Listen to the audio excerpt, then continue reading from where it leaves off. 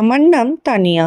আমরা দুই বোন ছিলাম, আমি আর আমার বড় দিদি সোনিয়া। দিদির বিয়ের সময় আমার বয়স ছিল মাত্র 15 বছর। আমাদের দুই বোনের বয়সের মধ্যে খুব একটা তফাৎ ছিল না, তাই দিদিই ছিল আমার একমাত্র খেলার সাথী এবং পরম বন্ধু। দিদির বিয়ের দিন বিদায়ের সময় আমি ওর গলা জড়িয়ে ধরে খুব কেঁদেছিলাম। আমার এমন অবস্থা দেখে আমার নববিবাহিত জামাইবাবু, যার নাম আকাশ, ভালোবেসে আমার পাশে এসে বসলেন। তিনি আমার হাত ধরে মৃদু হেসে সান্ত্বনা দিয়ে বললেন, তানিয়া, কাঁদার কি আছে? শালি তো অর্ধেক ঘরের লক্ষ্মী হয়। তোমার যখনই মন চাইবে আমাদের বাড়ি চলে আসবে। জামাইবাবুর এই মিষ্টি কথা শুনে আমার মনের সব ভয় কেটে গেল এবং আমি ভীষণ খুশি হলাম। দিদি বিয়ের পর জামাইবাবুর সাথে এক অন্য শহরে চলে গেল। আকাশ জামাইবাবু চলে যাওয়ার সময় আমাকে আরও বলেছিলেন, যখনই তুমি তোমার দিদির কাছে আসবে আমি নিজে তোমাকে আমাদের পুরো শহরটা ঘুরিয়ে দেখাবো। দিদি বিদায় নেওয়ার পর বাড়িটা এক্কেবারে নিঝুম হয়ে গেল। আমার মনের ভেতর সব সময় একটা ইচ্ছে কাজ করত যে কবে আমি দিদির বাড়ি যাব এবং সেখানে গিয়ে খুব আনন্দ করব। দিদির বিয়ের পার হয়ে প্রায় 1 বছর কেটে গেল, কিন্তু পড়াশোনা এবং অন্যান্য ব্যস্ততার কারণে আমি ওদের শহরে যেতে পারলাম না। ঠিক 1 বছর পর দিদিরা আমাদের বাড়ির কাছাকাছি একটা এলাকায় এসে ঘর ভাড়া নিয়ে থাকতে শুরু করলো। তখন আকাশ জামাইবাবুও দিদির সাথেই ছিলেন। জামাইবাবু মানুষ হিসেবে খুবই ভালো এবং সবাইকে খুব ভালোবাসতে পারতেন। যতদিন তিনি আমাদের বাড়িতে এসে থাকতেন আমার আগে পেছনে ঘুরে আমার সব খোঁজ খবর রাখতেন। তিনি আমার জন্য অনেক সুন্দর সুন্দর উপহার নিয়ে আসতেন। আমার নিজের কোনো বড় ভাই ছিল না, তাই জামাইবাবুর প্রতি আমার একটা আলাদা টান এবং আন্তরিক শ্রদ্ধা তৈরি হয়েছিল। দিদি আর জামাইবাবু আমাদের বাড়িতে 1 সপ্তাহ কাটিয়ে আবার নিজেদের ভাড়া বাড়িতে ফিরে গেলেন। এর ঠিক 1 মাস পর আমাদের বাড়িতে দিদির একটা ফোন আসলো। ফোনে দিদির গলা শুনে মনে হচ্ছিল ও ভীষণ চিন্তিত এবং আনন্দিত, দুটোর মাঝামাঝি একটা অবস্থায় আছে। দিদি মাকে জানালো যে সে মা হতে চলেছে, অর্থাৎ সে প্রেগনেন্ট। এই অবস্থায় চিকিৎসকের তাকে সম্পূর্ণ বিশ্রামে থাকতে বলেছে এবং বেশি নাড়াচাড়া করতে বারণ করেছেন। দিদি মাকে ফোনে বলছিল, মা, এই অবস্থায় আমি একা একা সব সামলাতে পারছি না। আকাশকে তো প্রতিদিন অফিসের কাজে বাইরে যেতে হয়। ও আমাকে একা রেখে যেতে খুব চিন্তা করে। আমি যদি এখন তোমাদের ওখানে গিয়ে থাকি তবে আকাশের এখানে একা থাকতে খুব অসুবিধা হবে। আর তাছাড়া এটা তো 1-2 মাসের ব্যাপার নয়, পুরো 9 মাসের আমাকে সাবধানে থাকতে হবে। দিদির এই কথা শুনে মা বললেন, তুই একদম চিন্তা করিস না, আমি তানিয়াকে তোর কাছে পাঠিয়ে দিচ্ছি। ও ওখানে গিয়ে থাকলে তোর একাকিত্ব দূর হবে, মন ভালো থাকবে, আর ও ঘরে ছোটখাটো কাজ তোকে সাহায্য করতে পারবে। মায়ের এই সিদ্ধান্তের কথা শুনে আমি খুব খুশি হলাম। দিদিও খুব খুশি হয়ে গেল। দিদি খুশি হয়ে বলল, হ্যাঁ মা, তানিয়াকে পাঠালে আমার খুব উপকার হবে। মায়ের কথা শুনে আমিও নিজের মনে মনে খুব আনন্দিত হলাম এবং দিদির বাড়ি যাওয়ার জন্য নিজের জামা কাপড় গুছিয়ে নিলাম। দিদির পাশে থাকে তার খেয়াল রাখার এই সুযোগটা পেয়ে আমার মনের মধ্যে একটা অন্যরকম ভালো লাগা কাজ করছিল। ঠিক 2 দিন পর আকাশ জামাইবাবু আমাকে নিতে আমাদের বাড়িতে আসলেন। আমি অত্যন্ত আনন্দের সাথে জামাইবাবুর সাথে রওনা হলাম এবং কয়েক ঘন্টার মধ্যে দিদির সেই নতুন শহরে এসে পৌঁছালাম। দিদির শ্বশুরবাড়ির অন্যান্য সদস্যরা দূরে থাকতেন, তাই এই বাড়িতে দিদি আর জামাইবাবু একাই থাকতেন। কোনো শাশুড়ি বা ননদের ঝামেলা ছিল না। দিদি আমাকে ডেকে জড়িয়ে ধরল এবং তার মুখে এক অদ্ভুত স্বস্তির হাসি ফুটে উঠল। দিদি আগে থেকেই আমার জন্য আমার পছন্দের সব খাবার তৈরি করে রেখেছিল। আমার থাকার জন্য সামনের দিকের একটা সুন্দর ঘর গুছিয়ে দেওয়া হয়েছিল। বিকেলে দিদি তার ঘরের ভেতরের একটা রুমে আমাকে নিয়ে গেল। সেখানে গিয়ে আমি একটা অদ্ভুত দৃশ্য দেখলাম। বিছানায় একজন বয়স্ক অসুস্থ মানুষ শুয়েছিলেন। তাকে দেখে মনে হচ্ছিল তিনি নিজের ঠিক মতো খেয়াল রাখতে পারেন না। দিদি আমার হাত ধরে সেই অসুস্থ মানুষের সামনে নিয়ে গিয়ে বলল, তানিয়া, ইনি হলেন আকাশের দুঃসম্পর্কের এক জ্যাঠামশাই। ওনার দেখাশোনা করার মতন কেউ নেই, তাই আকাশ ওনাকে এখানে নিয়ে এসেছে। উনি অনেক বছর ধরে অসুস্থ এবং মাঝে মধ্যে একটু উল্টোপাল্টা কথা বলেন। তুই ওনার ঘরে বেশি যাবি না। ওনার খাবার আর ওষুধ আমি দিয়ে আসবো। দিদির কথা শুনে আমি মাথা নাড়ালাম। আসলে জামাইবাবুর এই পরোপকারী মন দেখে আমার অনেক ভালো লাগলো, আর জামাইবাবুর প্রতি শ্রদ্ধা আরো বেড়ে গেল। দিদির বিয়ের পর জামাইবাবুর সাথে আমার সেভাবে দীর্ঘ সময় কাটানো হয়নি। এটাই ছিল প্রথম সুযোগ, যখন আমি ওনাকে খুব কাছ থেকে দেখছিলাম। বিয়ের দিন ওনাকে দেখে যতটা ভালো লেগেছিল, এখন ওনার ব্যক্তিত্ব দেখে ওনাকে আরো বেশি মার্জিত ও দায়িত্বশীল মনে হলো। দিদি বেশিরভাগ সময় নিজের শরীরের কারণে বিছানায় শুয়েই কাটাতো। সারা ঘরের কাজ এবং দিদির যত্ন নেওয়ার দায়িত্ব আমি নিজের কাঁধে তুলে নিলাম। জামাইবাবু সকাল সকাল অফিসের জন্য বেরিয়ে যেতেন এবং সন্ধ্যায় ঘরে ফিরতেন। তিনি ফিরলেই ঘরের পরিবেশটা খুব আনন্দের হয়ে উঠত। তিনি প্রতিদিন আমার জন্য অনেক চকলেট, আইসক্রিম আর মজার মজার গল্পের বই নিয়ে আসতেন। দিদির সামনেই তিনি আমার সাথে খুব ইয়ার্কি ঠাট্টা করতেন, যা আমি খুব সহজভাবেই উপভোগ করতাম। এক রাতে দিদি আর জামাইবাবু তাদের ঘরে ঘুমাচ্ছিলেন। মাঝরাতে হঠাৎ রান্নাঘরের দিকে একটা অদ্ভুত শব্দ শুনে আমার ঘুম ভেঙে গেল। আমি ভাবলাম হয়তো কোনো বিড়াল রান্নাঘরে ঢুকে জিনিসপত্র ফেলছে। আমি নিজের ঘর থেকে বেরিয়ে আস্তে আস্তে রান্নাঘরের দিকে গেলাম। রান্নাঘরের লাইটটা জ্বলছিল না, কিন্তু হলের হালকা আলো সেখানে পড়ছিল।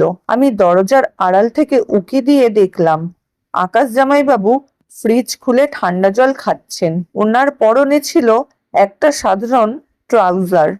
রাতের আবছা আলোয় ওনার সুঠাম চেহারাটা দেখে আমার বুকের ভেতরটা কেমন যেন একটা অন্যরকম অনুভূতি হলো।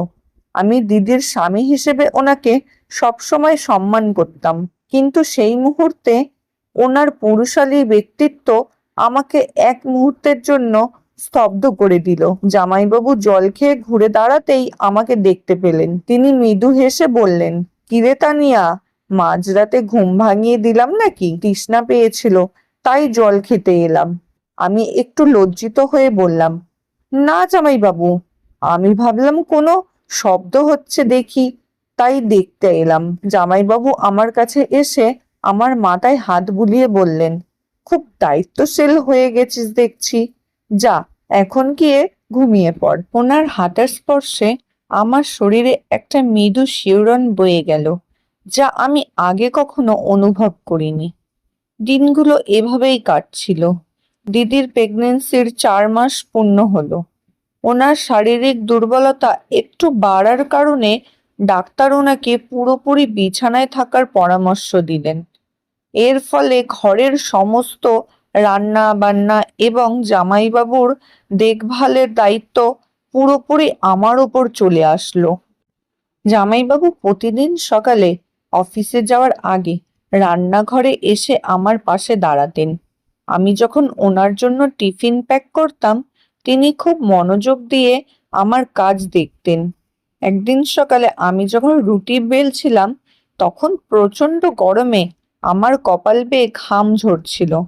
জামাইবাবু হঠাৎ ওনার পকেট থেকে একটা রুমাল বের করে পরম যত্নে আমার কপালের ঘাম মুছে দিলেন। ওনার এই আকস্মিক আচরণে আমি চমকে ওনার দিকে তাকিয়ে থাকলাম। আমাদের চোখাচোখি হলো। জামাইবাবুর চোখে এক অদ্ভুত গভীরতা ছিল, যা আমাকে এক অজানা মোহের দিকে টেনে নিচ্ছিল। তিনি খুব নিচু স্বরে বললেন, আমাদের জন্য তুই খুব কষ্ট করছিস তানিয়া। আমি শুধু একটুকু বলতে পারলাম, দিদি তো আমারই বোন জামাইবাবু, এতে কষ্টের কি আছে? সেদিন অফিস থেকে ফেরার সময় জামাইবাবু আমার জন্য একটা অত্যন্ত সুন্দর নীল রঙের শাড়ি নিয়ে আসলেন। দিদি বিছানা থেকে দেখেই বলল, বাহ আকাশ, শাড়িটা তো খুব সুন্দর, তানিয়াকে এই রঙে খুব ভালো মানাবে। জামাইবাবু বললেন, হ্যাঁ, দোকানে দেখেই মনে হলো তানিয়ার গায়ের রঙে এটা খুব খুলবে। তানিয়া, তুই আজই এটা পরে আমাদের সবাইকে দেখা। দিদির জোড়াজুড়িতে আমি শাড়িটা পরে ওনাদের সামনে আসলাম। আমি শাড়ি পরায় খুব একটা অভ্যস্ত ছিলাম না, তাই আঁচলটা বারবার কাঁধ থেকে পড়ে যাচ্ছিল। জামাইবাবু যখন আমার দিকে তাকালেন, ওনার চোখের দৃষ্টিতে একটা তীব্র প্রশংসা এবং অন্যরকম ভালো লাগা স্পষ্ট ফুটে উঠল। দিদি বলল, দেখো আকাশ, আমার বোনটাকে পুরো পরীর মতন লাগছে, তাই না? জামাইবাবু দিদির কথায় সায় দিয়ে বললেন, পরীর চেয়েও সুন্দর লাগছে। ওনার সেই প্রশংসাসূচক দৃষ্টি আমার মনের কোণে একটা নতুন অনুভূতির জন্ম দিল, যা একধারে আনন্দের এবং অন্যদিকে এক অপরাধ বোধের। একদিন দুপুরে দিদি গভীর ঘুমে আচ্ছন্ন ছিল। আমি হলের সোফায় বসে একটা গল্পের বই পড়ছিলাম। গরমের দিনে সারা বাড়ি নিস্তব্ধ ছিল। হঠাৎ কলিং বেল বেজে উঠল। আমি দরজা খুলে দেখলাম জামাইবাবু দাঁড়িয়ে আছেন। ওনার অফিস আজ হাফ ডে ছিল, তাই তিনি তাড়াতাড়ি চলে এসেছেন। ওনার সারা শরীরে ঘাম ভিজেছিল। তিনি ঘরে ঢুকেই সোফায় বসে পড়লেন এবং টাইটা আলগা করে বললেন, তানিয়া, এক গ্লাস ঠান্ডা জল দাও তো, বড্ড গরম বাইরে। আমি জল নিয়ে এসে ওনার হাতে দিলাম। জামাইবাবু জলটা এক চুমুকে খেয়ে গ্লাসটা টেবিলে রাখলেন এবং হঠাৎ আমার হাতটা ধরে ওনার পাশে সোফায় বসালেন। আমি একটু ঘাবড়ে গেলাম। জামাইবাবু আমার খুব কাছে এসে বসলেন। তানিয়া, দিদি ঘুমাচ্ছে? আমি মাথা নেড়ে হ্যাঁ বললাম। জামাইবাবু আমার মুখের দিকে তাকিয়ে রইলেন এবং আস্তে আস্তে ওনার হাতটা আমার গালে রাখলেন। ওনার হাতের উষ্ণতা আমার সারা শরীরে ছড়িয়ে পড়ছিল।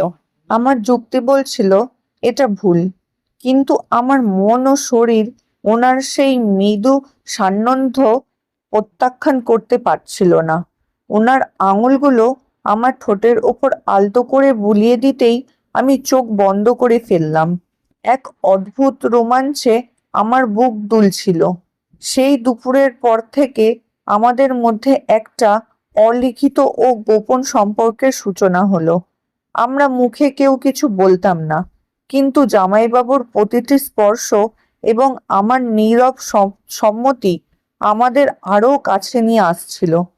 দিদি যখন ঘুমাতো বা নিজের ঘরে থাকতো, জামাইবাবু সুযোগ পেলেই রান্নাঘরে এসে আমার পিছনে দাঁড়াতেন। আমি যখন বাসন ধুতাম বা সবজি কাটতাম, তিনি পিছন থেকে এসে আমার কোমরে হাত রাখতেন। ওনার সেই পুরুষালী স্পর্শে আমার হাত কেঁপে উঠত, কিন্তু আমি ওনাকে কখনো বাধা দিতাম না। জামাইবাবু আমার কানের কাছে এসে ফিসফিস করে বলতেন, তুমি এত সুন্দর কেন তানিয়া? তোমাকে দেখে আমি নিজের ওপর নিয়ন্ত্রণ রাখতে পারি না। ওনার এই মিষ্টি এবং মাদকতাপূর্ণ কথাগুলো আমার কিশোরী মনকে পুরোপুরি গ্রাস করে নিয়েছিল।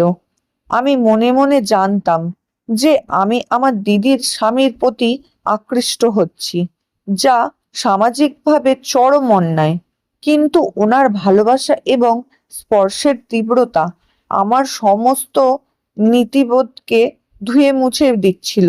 একদিন বিকেলে আকাশ খুব মেঘলা করেছিল এবং কিছুক্ষণের মধ্যেই প্রচন্ড বৃষ্টি শুরু হলো।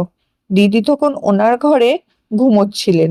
বৃষ্টির কারণে ঘরের ভেতরটা বেশ অন্ধকার হয়ে এসেছিল। আমি জানালাগুলো বন্ধ করার জন্য দিদির ঘরের পাশের একটা খালি রুমে গেলাম আমি যখন জানালাটা বন্ধ করতে যাব, ঠিক তখনই জামাইবাবু পিছন থেকে এসে আমাকে জড়িয়ে ধরলেন। ওনার শক্ত দু হাতে তিনি আমার কোমর জড়িয়ে ধরে নিজের বুকের সাথে চেপে ধরলেন। বৃষ্টির ঠান্ডা হাওয়ার মধ্যে ওনার শরীরের উষ্ণতা আমাকে এক অদ্ভুত আরাম দিচ্ছিল। জামাইবাবু আমার কাঁধে ও ঘাড়ে ওনার ঠোঁট রাখলেন। ওনার মৃদু চুম্বনে আমার সারা শরীর অবশ হয়ে আসছিল।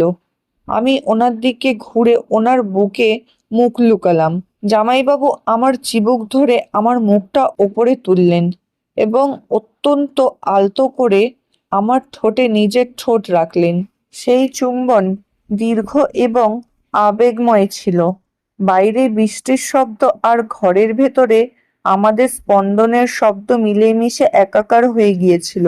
আমরা দুজনেই জানতাম যে আমরা এক নিষিদ্ধ পথে হাঁটছি, কিন্তু সেই মুহূর্তে আনন্দ আমাদের সব ভয় ভুলিয়ে দিয়েছিল। এই গোপন সম্পর্কটি আমাদের দৈনন্দিন জীবনের একটা অংশ হয়ে উঠল। দিদির সামনে আমরা অত্যন্ত স্বাভাবিক আচরণ করতাম, যেন কিছুই হয়নি। কিন্তু দিদি অন্য ঘরে গেলেই বা রাতে দিদি ঘুমিয়ে পড়লে আমাদের চোখের ভাষায় অন্য খেলা চলতো। জামাইবাবু মাঝে মধ্যে গভীর রাতে জল খাওয়ার বাহানা করে আমার ঘরে আসতেন। তিনি আমার বিছানার পাশে এসে বসতেন এবং আমার হাত ধরে অনেকক্ষণ গল্প করতেন। তিনি বলতেন যে দিদির এই অবস্থায় তিনি নিজেকে খুব একা বোধ করতেন, আর আমি এখানে এসে ওনার সেই একাকিত্ব দূর করেছি। ওনার এই কথাগুলো শুনে আমার মনে হতো আমি হয়তো ওনার জীবনে একটা বড় ভূমিকা পালন করেছি। কিন্তু পরক্ষণেই যখন আমি দিদির সেই গর্ভবতী অবস্থার দিকে তাকাতাম, আমার নিজের প্রতি চরম ঘৃণা হতো। এক তীব্র মানসিক টানাপোড়েনের মধ্যে দিয়ে আমার দিনগুলো কাটাতে লাগলাম। একদিকে জামাইবাবুর প্রতি তীব্র শারীরিক ও মানসিক আকর্ষণ, আর অন্যদিকে নিজের দিদির প্রতি অগাধ ভালোবাসা ও বিশ্বাস ভাঙনের অপরাধ বোধ। প্রেগনেন্সির 7 মাস যখন পড়ে হলো, তখন দিদির শারীরিক অবস্থা আগের চেয়ে অনেক ভালো হলো। তিনি এখন নিজের ঘরে কিছুটা হাঁটাহাঁটি করতে পারতেন এবং ছোটখাটো কাজও করতে পারতেন।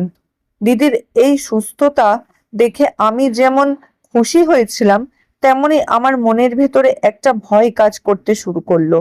দিদি যদি এখন আমাদের সব আচরণ লক্ষ্য করে, তবে কি হবে? একদিন দুপুরে আমি আর জামাইবাবু রান্নাঘরে দাঁড়িয়ে কথা বলছিলাম। জামাইবাবু আমার খুব কাছে এসে আমার শাড়ির আঁচলটা ঠিক করে দিচ্ছিলেন এবং ওনার হাত আমার পিঠে ছিল। ঠিক সেই সময় দিদি হঠাৎ রান্নাঘরের দরজার সামনে এসে দাঁড়ালো। দিদিকে দেখে আমরা দুজনেই চমকে উঠলাম এবং জামাইবাবু তৎক্ষণাৎ নিজের হাত সরিয়ে নিলেন। দিদির মুখের অভিব্যক্তি দেখে মনে হলো সে কিছুটা অবাক হয়েছে, কিন্তু সে নিজেকে সামলে নিয়ে খুব স্বাভাবিক গলায় বলল, আকাশ, আমার ঘরের ফ্যানটা একটু আওয়াজ করছে, একটু দেখবে? জামাইবাবু আমতা আমতা করে বলল, হ্যাঁ হ্যাঁ চলো দেখছি। দিদি চলে যাওয়ার পর আমার মনে হলো আমার পায়ের তলার মাটি সরে গেছে। দিদি কি কিছু বুঝতে পারলো? এই চিন্তা আমাকে ভেতর থেকে কুড়ে কুড়ে খেতে লাগলো। সেই ঘটনার পর থেকে দিদির আচরণে একটা অদ্ভুত পরিবর্তন লক্ষ্য করলাম। সে আমার সাথে আগের মতোই কথা বলতো, কিন্তু ওনার চোখের মধ্যে একটা গভীর দুঃখ এবং সন্দেহ স্পষ্ট দেখা যেত। তিনি এখন জামাইবাবুকে আমার সাথে বেশি সময় কাটাতে দিতেন না। জামাইবাবুও দিদির এই পরিবর্তন বুঝতে পেরে আমার থেকে কিছুটা দূরত্ব বজায় রাখতে শুরু করলেন। আমাদের সেই গোপন দুপুরের মিলন বা রাতের ফিসফিসানি সম্পূর্ণ বন্ধ হয়ে গেল। জামাইবাবুর এই হঠাৎ দূরত্ব তৈরি করাটা আমার মনকে খুব কষ্ট দিচ্ছিল। আমি বুঝতে পারলাম যে জামাইবাবুর কাছে এই সম্পর্কটা ছিল শুধুমাত্র একটা সাময়িক আকর্ষণ বা ওনার একাকিত্ব দূর করার একটা মাধ্যম, কিন্তু আমার কাছে এটা একটা গভীর অনুভূতি হয়ে দাঁড়িয়েছিল। আমি নিজের ভুলটা বুঝতে পারলাম। আমি বুঝতে পারলাম যে আমি এক মরীচিকার পিছনে ছুটছিলাম, যা আসলে আমার নিজের দিদির সংসার ধ্বংস করে দিতে পারত। একদিন রাতে আমি নিজের ঘরে একা বসে কাঁদছিলাম। আমার নিজের ওপর খুব রাগ হচ্ছিল যে কেন আমি জামাইবাবুর কথায় পা দিলাম এবং নিজের দিদির সাথে এই বিশ্বাসঘাতকতা করলাম। ঠিক তখন দিদি আমার ঘরে আসলো। দিদি আমার পাশে এসে বসলো এবং আমার মাথায় হাত রেখে খুব শান্ত গলায় বলল, তানিয়া, তুই কাঁদছিস কেন? আমি জানি তুই এই কয়েক মাস আমাদের জন্য অনেক কষ্ট করেছিস। তোর জামাইবাবু মানুষটা খুব ভালো, কিন্তু পুরুষ মানুষের মন মাঝে মধ্যে একটু চঞ্চল হয়ে ওঠে। তুই তো এখনো ছোট, ভালো মন্দের তফাৎটা হয়তো পুরোপুরি বুঝতে পারিসনি, কিন্তু আমি তোকে খুব ভালোবাসি রে। আমি চাই না আমার বোনের জীবনে কোনো ভুল সিদ্ধান্তের কারণে কোনো দাগ লাগুক।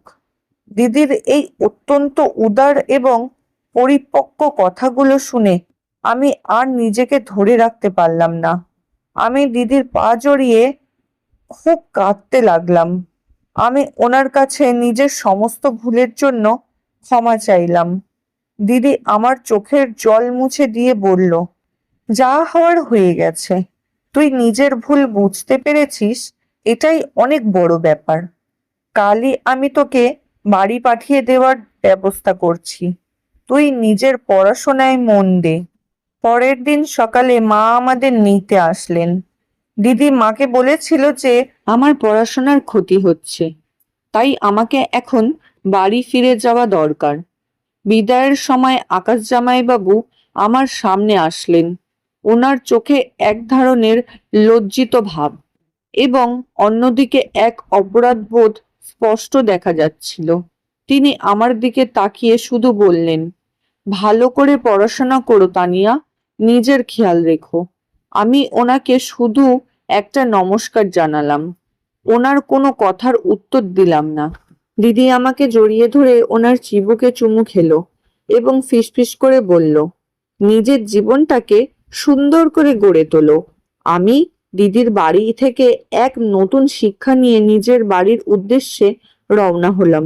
গাড়িতে বসে জানালার বাইরে তাকিয়ে আমার মনে হচ্ছিল আমি এই কয়েক মাসে যেন এক ধাক্কায় অনেক বড় হয়ে গেছি। জীবনের এক নিষিদ্ধ এবং অন্ধকার গলিতে পা বাড়িয়েও দিদির ভালোবাসার কারণে আমি আবার সঠিক আলোয় ফিরে আসতে পেরেছি। বাড়ি ফিরে আমি নিজেকে পুরোপুরি পড়াশোনার মধ্যে ডুবিয়ে দিলাম। জামাইবাবুর সেই স্পর্শ, সেই মিষ্টি কথাগুলো মাঝে মাঝে আমার মনে দোলা দিত, কিন্তু আমি নিজের মনকে শক্ত করে সেই স্মৃতিগুলো থেকে দূরে সরিয়ে রাখতাম। আমি বুঝতে পেরেছিলাম যে সাময়িক আকর্ষণ বা শারীরিক মোহের চেয়ে পরিবারের সম্পর্ক এবং নিজের আত্মসম্মান অনেক বেশি মূল্যবান। কয়েক মাস পর দিদির একটি ফুটফুটে কন্যা সন্তান হলো। এই খবরটা শুনে আমার মন আনন্দে ভরে উঠল। আমরা পুরো পরিবার দিদিকে দেখতে হাসপাতালে গেলাম। আমি যখন দিদির কোলে সেই ছোট্ট শিশুটিকে দেখলাম, আমার চোখের কোণ দিয়ে দুফোঁটা জল গড়িয়ে পড়ল। দিদি শিশুটিকে আমার কোলে তুলে দিল। সেই মুহূর্তে আকাশ জামাইবাবুও সেখানে উপস্থিত ছিলেন। ওনার আর আমার চোখাচোখি হলো, কিন্তু আমাদের সেই দৃষ্টিতে আর কোনো নিষিদ্ধ আকর্ষণ ছিল না। ছিল একে অপরের প্রতি এক সামাজিক দূরত্ব এবং পারস্পরিক সম্মান। আজ আমি নিজের জীবনে অনেক দূর এগিয়ে গেছি। আমি নিজের পায়ে দাঁড়িয়েছি এবং এক সুন্দর ভবিষ্যৎ গড়ে তুলেছি। অতীতকে আমি আমার জীবনের একটা বড় ভুল এবং শিক্ষা হিসেবেই দেখি। এই গল্পটি আমার জীবনের এক গোপন অধ্যায়, যা আমাকে শিখিয়েছে যে আবেগ বা মোহের বশে কখনো এমন কোনো পথে পা রাখো না যা নিজের প্রিয়জনের বিশ্বাসের মর্যাদা ক্ষুণ্ণ করে। ইউটিউবের বন্ধুদের উদ্দেশ্যে আমি এটাই বলতে চাই, জীবনে অনেক সুন্দর এবং প্রতিটি সম্পর্কে একটা নিজস্ব সীমানা থাকে। সেই সীমানা বজায় রাখলেই জীবনের সুখ এবং শান্তি স্থায়ী হয়। আশা করি আমার এই জীবনের সত্য অভিজ্ঞতা থেকে আপনারা কিছু শিখতে পারবেন এবং নিজেদের জীবনের সম্পর্কগুলোকে আরো বেশি যত্ন ও সম্মানের সাথে রক্ষা করবেন। তো বন্ধুরা, আজকের এই গল্পটি আপনাদের কেমন লাগলো? যদি মনে হয় এই গল্প থেকে নতুন কিছু শেখার আছে বা আপনাদের হৃদয়ে একটু হলেও দাগ কেটেছে, তবে ভিডিওটিতে একটি লাইক দিতে ভুলবেন না। এমন আরো অনেক জীবনের সত্য ঘটনা এবং শিক্ষামূলক গল্প নিয়মিত শুনতে চাইলে আমার চ্যানেলটি সাবস্ক্রাইব করে বেল আইকনটি চেপে রাখুন। আপনাদের প্রতিটি কমেন্ট এবং সাবস্ক্রিপশন আমাকে পরবর্তী ভিডিও বানাতে অনেক বেশি উৎসাহিত করে। ধন্যবাদ।